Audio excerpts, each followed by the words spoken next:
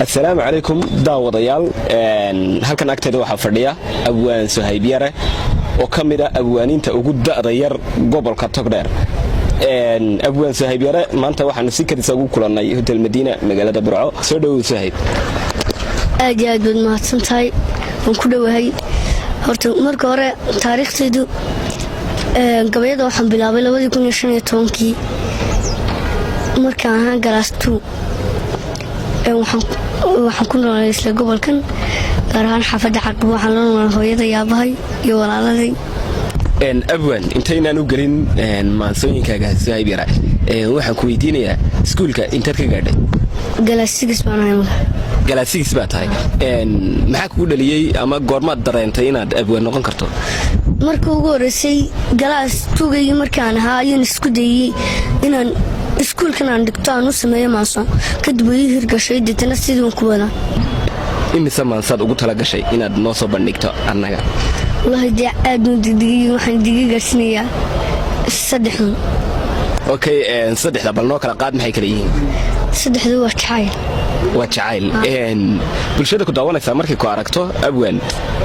nin galaas 6 maraya ahaantiisuna physicalkiisa muuqdo oo haddana 3 maansoo jacayla tiriyay kullay waxay ku noqonaysaa u qaadan waa jacaylku markaa maadu kugu dhacay mise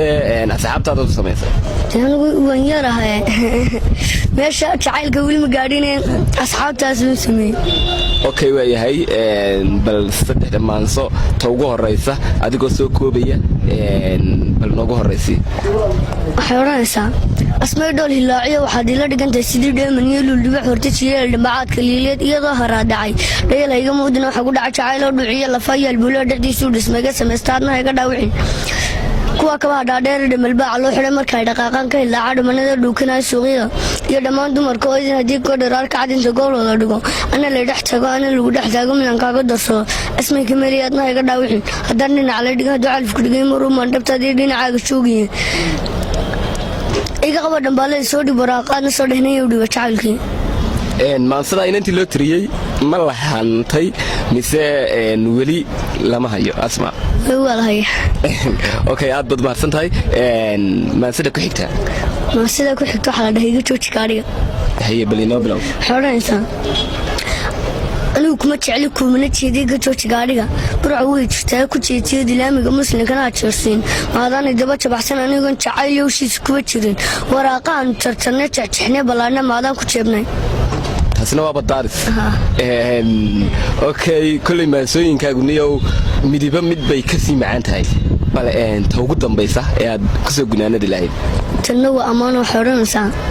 ninba tii ku dheerba dumar ugu dheeraal badan adna aday dhaawacay dhool baro hilaaciyo dhabankii bureeqiyo nabi yuusuf tuu dhalay quruxaad u dhigantaa anoo kula dhaqaaqo kula dhoofi mooye miyaa layba dhigaya hurdidaba dhammaanteed dhalaalo maseeday ku bahmeeyey